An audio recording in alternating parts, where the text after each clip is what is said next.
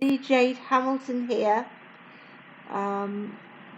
Today I am with little Olivia Bay doing On Wednesdays We Wear Pink, which is a tag by the lovely Shara at Reborn Living Dolls.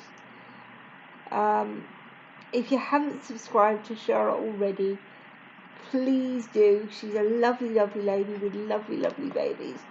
And if you like your baby things floral and girly and sort of very feminine and delicate, she is the lady to go to.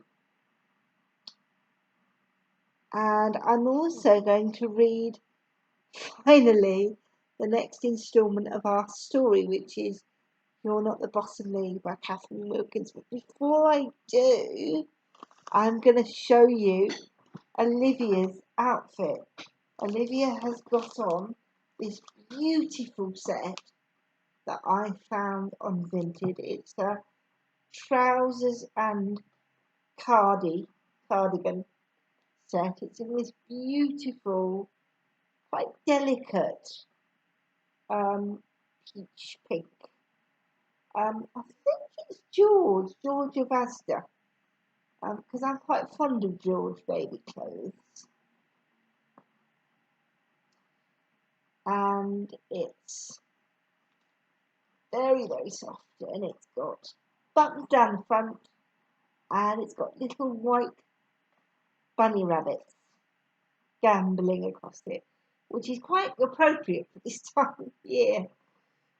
I honestly didn't plan it that way, but I think it's quite sweet things we're getting towards Easter. She's also got on this little bit that says Little Dreamer with a rainbow on it, and it's also got white trim with little fine rainbow stripes in red and yellow and green and orange. Are there any blue? Yes, there's some sort of turquoisey blue stripes. So she looks absolutely gorgeous in that. Olivia is one of my girls who isn't particularly girly, are you, Olivia? No. She's not particularly a tomboy either. She's a bit like her mummy, kind of in between.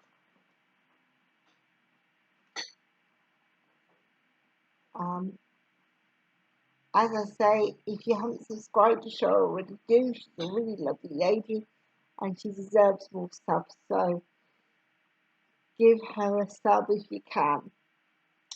And on that note, we are going to carry on with our story, which is You're Not the Boss of Me by Catherine Wilkins. As per all videos where I read, all copyright goes to Catherine Wilkins and to Nosy Crow. I own absolutely nothing. Make yourself nice and comfy. Grab a hot drink if you've got one, an extra blanket if you're chilly, and we'll begin. We're on chapter 14. Okay, Dad, pay up or it's the kneecaps, says Kaz. We're eating batch-cooked chicken and veg soup with defrosted and then toasted walnut bread. It's pretty awesome, actually. Oh, that does sound good, actually. Although I don't eat chicken, but I do like the sound of that walnut bread. Love walnuts. Never used to, but I do. Sorry, I digress. All right. Dad takes a wad of money out of his pocket, like it's the 80s, and peels off 2 5s for me and Kaz. I'm happy to have made a fiver out of my misfortune. Silver lining. Thank you. Pleasure doing business with you, says Kaz smugly. Hey, that's not fair. Why am I the only one not getting any money? asked Belle. I've been good too. We didn't get this for being good. We got this for being badass gamblers, Kaz tells Belle. Language, says Mum. I want to do that then, says Belle, still sounding hurt to be excluded.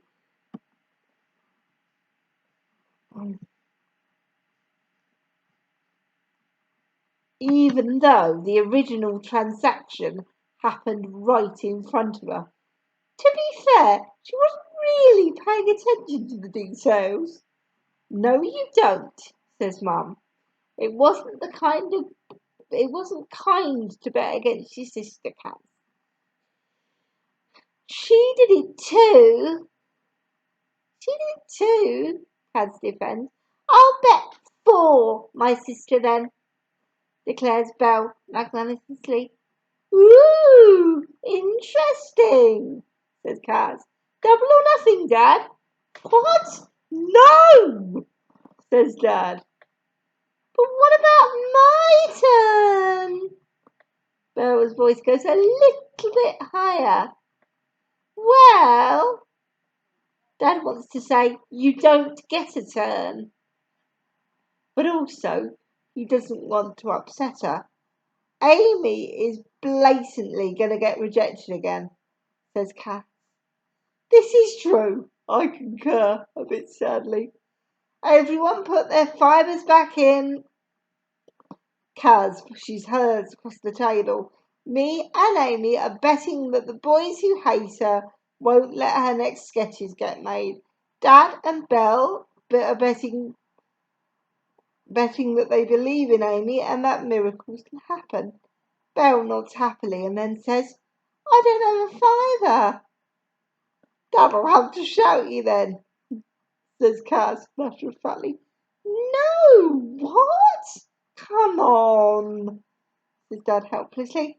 But Dad, begins Kaz, surely you want to support your youngest daughter supporting her sister? Or do you not believe in Amy anymore? I mean, we do still probably have 2 Ricos. All right, fine. Dad grabs the fivers from the table again. I think you're doing a great job, Amy, he tells me. It can't be easy coping with all this rejection. You've shown real perseverance. We're proud of you. Thanks, Dad. I feel buoyed up, though I'm not quite sure why Kaz keeps smirking at Dad. I'm going to put the rest of this in that drawer, Dad tells Mum then.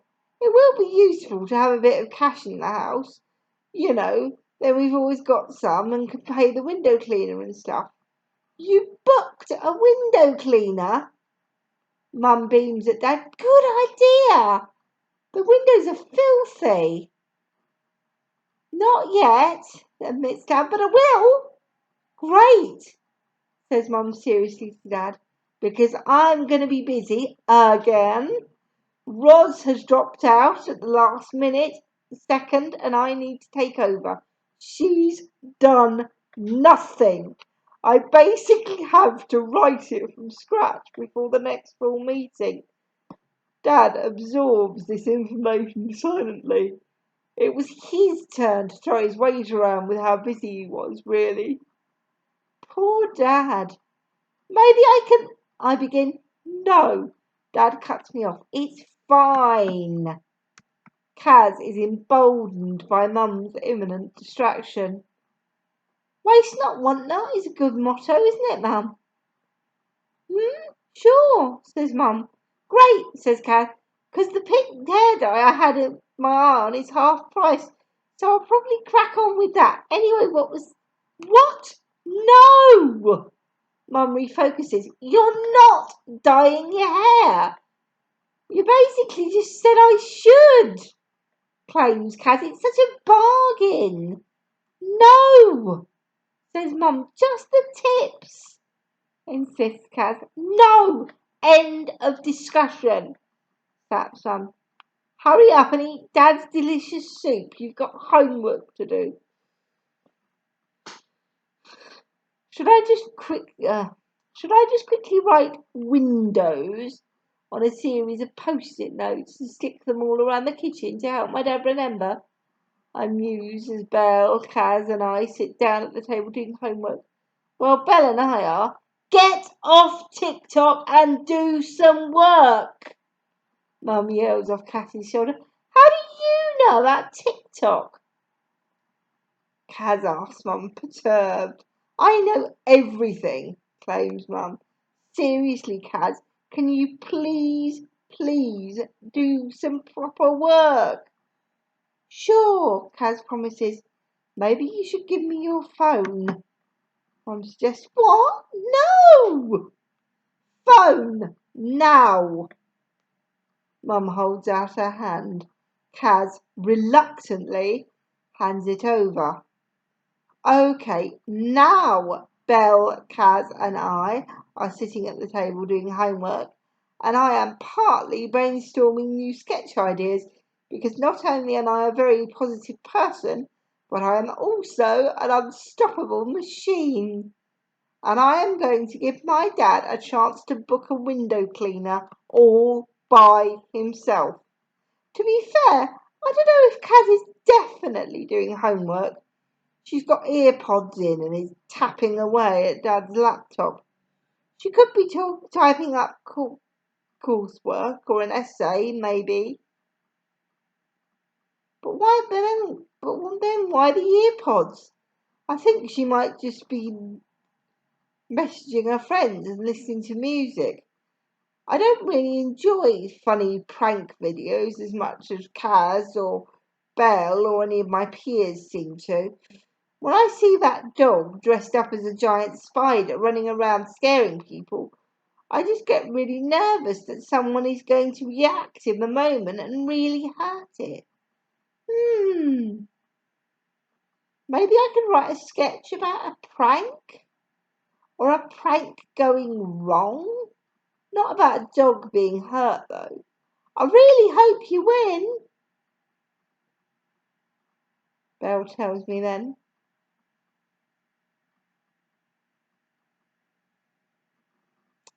You mean you win?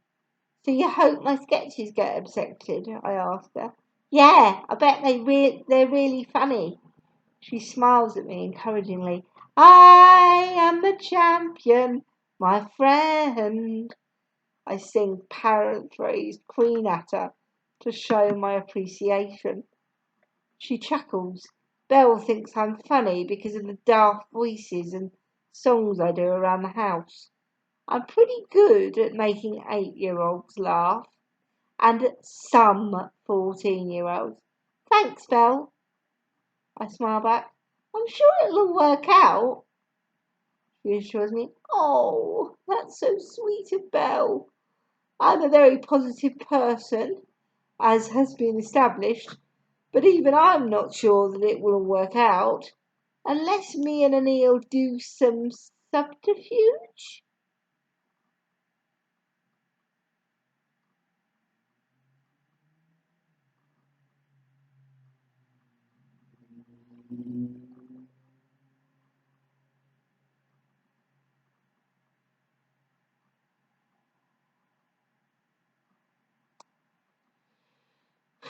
What do you think of tricks, Belle? I asked them. I like them. Tricks are funny. Would you ever do one? I asked. She looks confused, so I elaborate.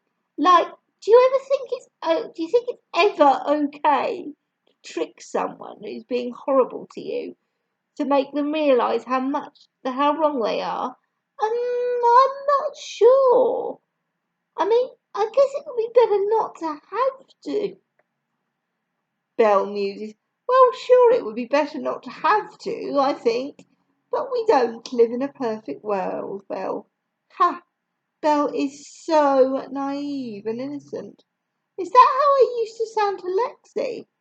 I'm so much savvier now. Things aren't always black and white. Poor Belle.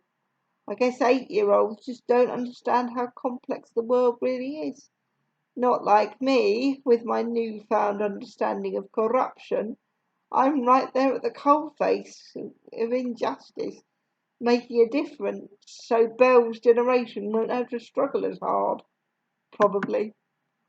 But at the same time, I don't really want to be underhanded or lose the high ground. So I do see Belle's point. It really is a pickle. Get off TikTok!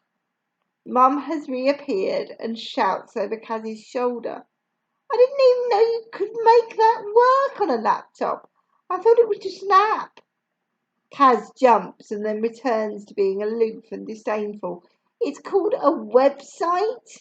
I guess you don't know as much about the internet as you think you do. Oh yeah, says Mum. You want to know what I do know about? Being grounded. You want to test me? No. Kaz admits defeat. You're on your final warning, Mum tells her. The next time I catch you doing anything you're not supposed to be doing, that's it. Kaz's mouth twitches like she wants to shred how vague Mum's threat is, but she also knows when to stop. Mainly, sorry, Mum. I tune out of their drama. I have some brilliant sketches to write. Chapter 15. Harry is sitting alone at the submissions table at the next rehearsal. Max and Freddie are nearby, but distracted with something else. I stand behind Sally, waiting for my chance to talk to him. So what do you think? Sally is asking him. I'm sorry. Harry makes a cringe face like he's trying to convey regret. Just not what we're looking for. Okay. Sally appears to absorb this reflectively. Could you tell me why? What didn't you like? What could be different about it so that it was more what you were looking for? What are you looking for? Oh my goodness. This sounds like I remember once, many years ago, because I'm old. I once handed an assignment in to a tutor of mine at university. I won't reveal the university here, and I won't reveal the name of the person because it's a bit unfair. But I handed this thing in, and I was quite proud of it actually. And I thought I'd done fairly well. So I handed this thing in, got it back a couple of weeks later, and I got a decent grade, but still a lower grade than I normally got. So I thought, oh, something's a bit rum here. Something's obviously gone wrong. I haven't done something right. So I went to see the tutor and I asked her what I could do to improve and what was wrong with the thing. And she looked at me dead in the eye, and I will always remember this. She said, all of it. And I laughed and I said, no, seriously, what's wrong with it? And she said, all of it. And then proceeded to tell me in no uncertain terms that I basically shouldn't give up the day job. And I just thought, oh God. And by the end of the session, I was absolutely in bits. So I completely understand how poor Sally feels trying to get a straight answer out of Harry.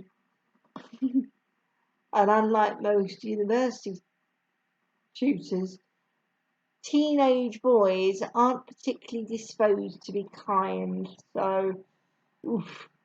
As one of my favourite YouTubers would say, oofed up.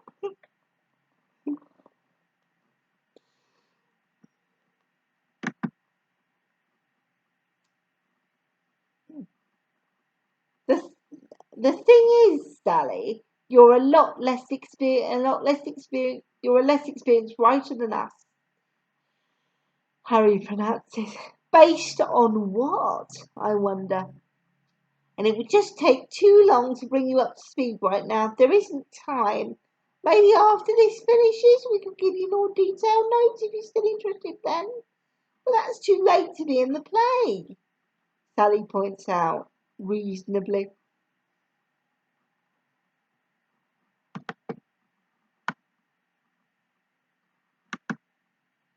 Yeah, sorry about that, Harry tells her. My hands are tied. But we love what you're doing in that sketch we've cast you in. You're really funny. Keep it up. Right, Sally replies uncertainly. I get the vague impression that she wants to say something else, but she doesn't know how to phrase it. Right, okay, she adds eventually, and walks back over to the chair circle to go over her lines. Hi! I step up to the table and greet Harry. He startles, pretending I shocked him. Ah! Sorry, Amy. I thought I saw a big witch, but it was just you. He rubs his chest as if in recovery. How can I help? Here you go. I've been back and forth on this, but I'm doing the honourable thing. Open communication, check. Humour, honour, check. Me being awesome and magnanimous, check. I am honourable. I am not deceiving anyone. I am honourable.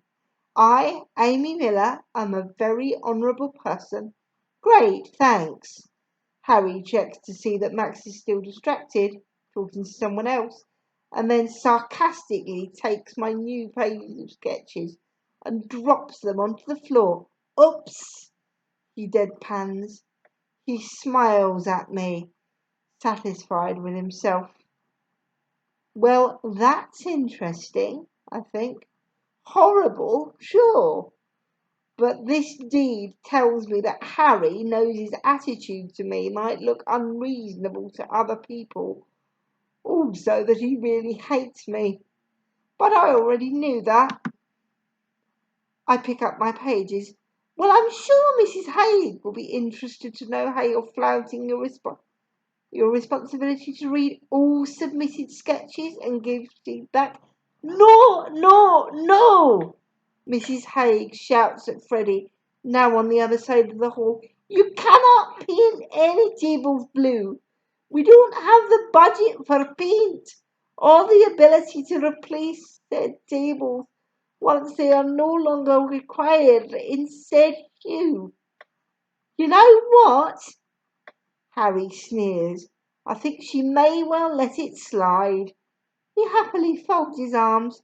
Oh well, he adds dismissively. Unlucky this time. Freddie comes over, looking hassled. Okay, let's rehearse.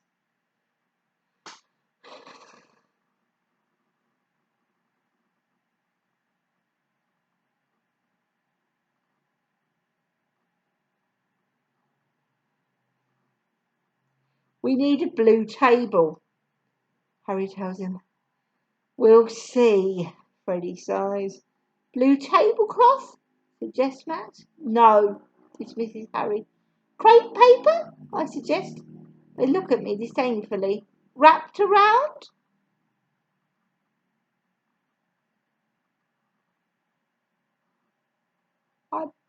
I mime wrapping blue crepe paper around a table leg. What about blue crepe paper?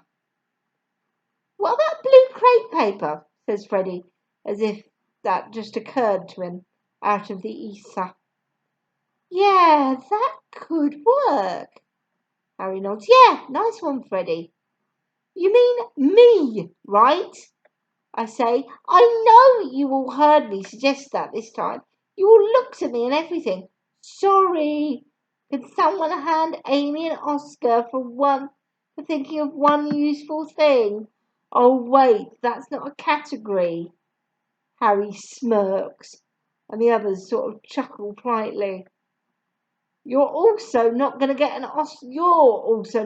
Oscar for sketch with the most fart noises in a UK lower school comedy show. I counter. I mean, what is he on about? I know he's being sarcastic, but still it doesn't work. Apart from none of us being eligible, the Oscars famously hate comedy.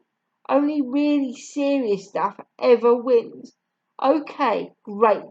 We done? Asks Harry. No, I say. Actually, Freddie, could I please talk to you? I've got some really great sketches that you might like if you had a chance to read them. I feel like I'm being very reasonable.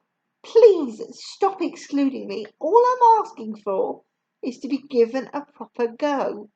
Stop trying to go over my head to Freddie, says Harry, scandalised. He doesn't outrank me.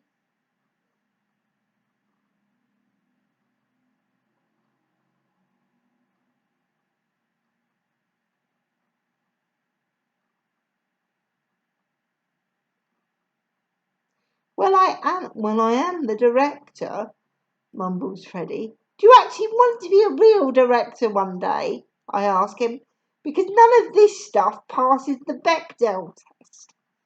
Freddie looks a bit torn, but I don't know if it's because he's sad at the idea of failing the Bechdel test or because he doesn't know what the Bechdel test is. Number one, Harry addresses me, you're not being excluded. You get to sing songs. Number two, sorry you didn't get your own way for what I assume is the first time in your entire life, but that's just how it goes. Number three, if you don't like the way we do things, you can leave. Max does a low whistle under his breath, like maybe he thinks this is too harsh. Freddie looks at the ground. I'm quietly outraged. It's not about me getting my own way. It's about fairness. It's about the reality of matching the promise that was made. It's about a dream I've held for almost 3 years.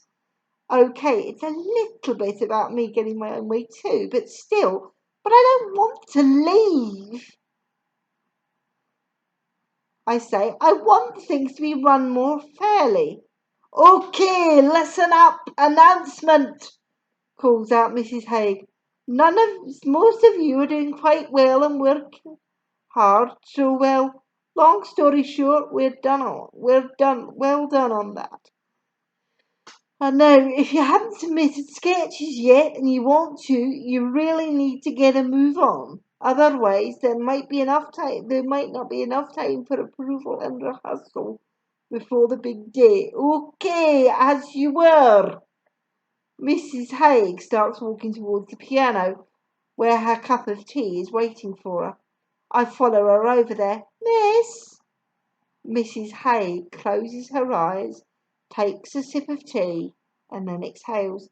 Miss, I say again. She startles and opens her eyes. Amy! She doesn't sound super pleased to see me. I'm actually just taking a 5-minute break. Can this wait? I won't be a second, miss, please. Miss Haig says, what is it? She asks and reluctantly sounding annoyed. You have 1 second.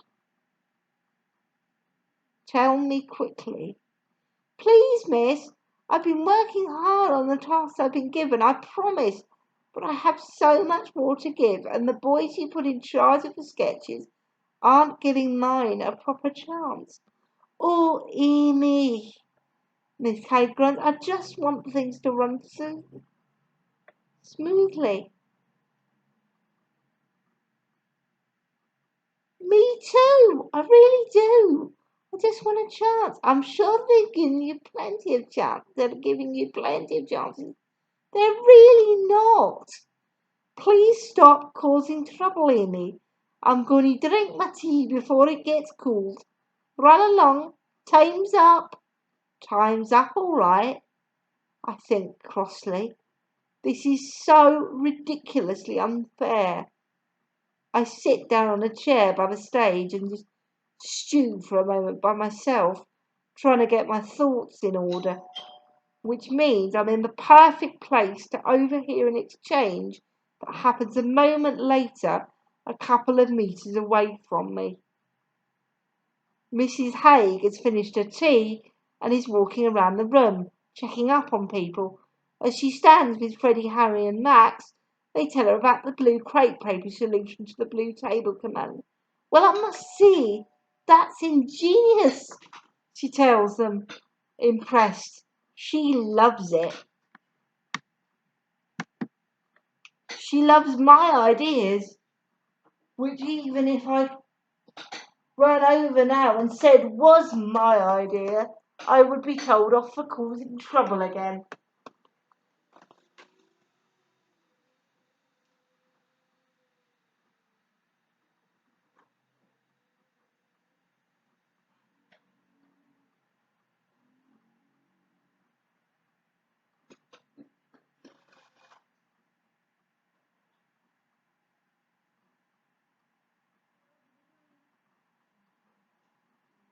Down there, my darling.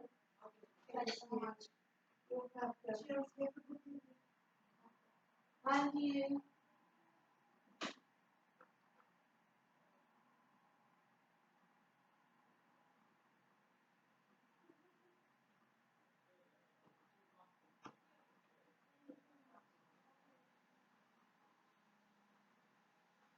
Sorry about that, gang. Anyway, where were we? She loves my idea, which even if I ran over now and said was my idea, I'd be told off for causing trouble again. "Thanks, miss, we just came up with it," says Harry, shameless. "That's it," I think, as tears of anger fill my eyes. "I don't know why, but that's it. That's my final straw. I'm having one of Lexi's red lines. These wazzocks have stolen the last idea they're ever going to steal from me." I march up to Anil, who is chatting to Lexi. "Anil," I say forcefully, "let's break some rules."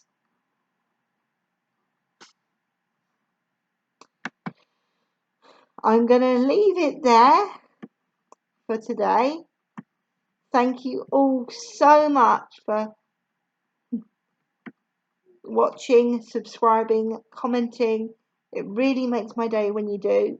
And I do apologise for just now, but somebody was at the door with a delivery. And Olivia and I will see you soon.